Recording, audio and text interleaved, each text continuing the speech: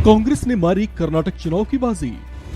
कर्नाटक में कांग्रेस की जबरदस्त जीत। अब किसके सिर सजेगा सीएम पद का ताज?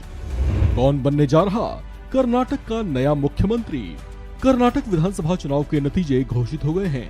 इस चुनाव में कांग्रेस ने जबरदस्त जीत दर्ज की है, जिसके बाद अब नजरें बनी हुई हैं उस नाम के ऐलान पर जो कर्नाटक में मुख्यमंत्री पद पर आसीन होगा। सीएम पद की रेस में कांग्रेस के दो नेताओं के नाम सबसे आगे हैं, जिनमें पहला नाम है सिद्धारमैया का, जबकि सीएम पद के दूसरे प्रबल दावेदार हैं डीके शिवकुमार। हालांकि दोनों ही नेताओं के बीच इस पद के लिए होड़ है, लेकिन वे जाहिर यही कर रहे हैं कि इस पर फैसला आला कमान करेगा। सिद्धारमैया ने भी इस सवाल का जवाब बड़े ही डिप्लोमेटिक अंदाज में दिया है।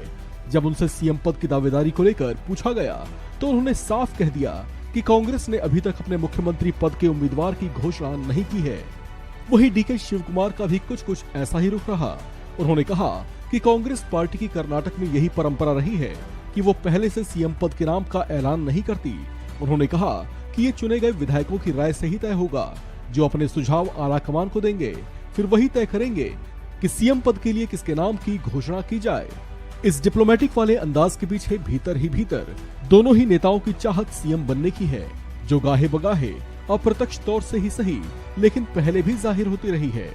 बात अगर सिद्धारमैया की करें तो वे पहले भी एक बार कर्नाटक के मुख्यमंत्री रह चुके हैं।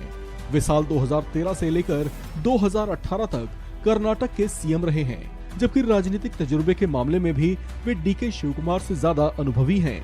वे पहले जेडीएस में हुआ करते थे, जिसे छोड़कर वे कांग्रेस में शामिल हुए थे।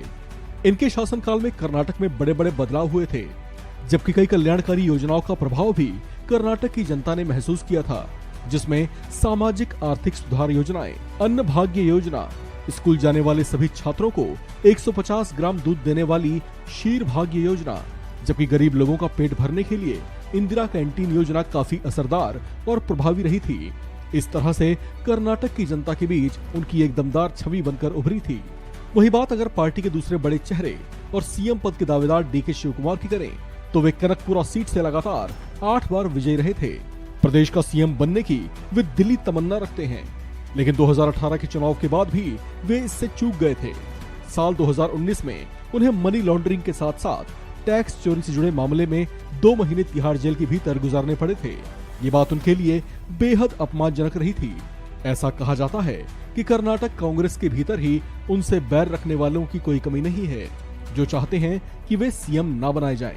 इस तरह की स्थितियों के बीच डीके शिवकुमार ने पिछले दिनों अपने एक ट्वीट से ये साफ संकेत दे दिए थे कि सीएम पद के लिए उन्हें नजरअंदाज ना किया जाए। इस खबर में फिलहाल इतना ही। बाकी अपडेट्स के लिए बने रहिए वन इंडिया हिंदी के साथ।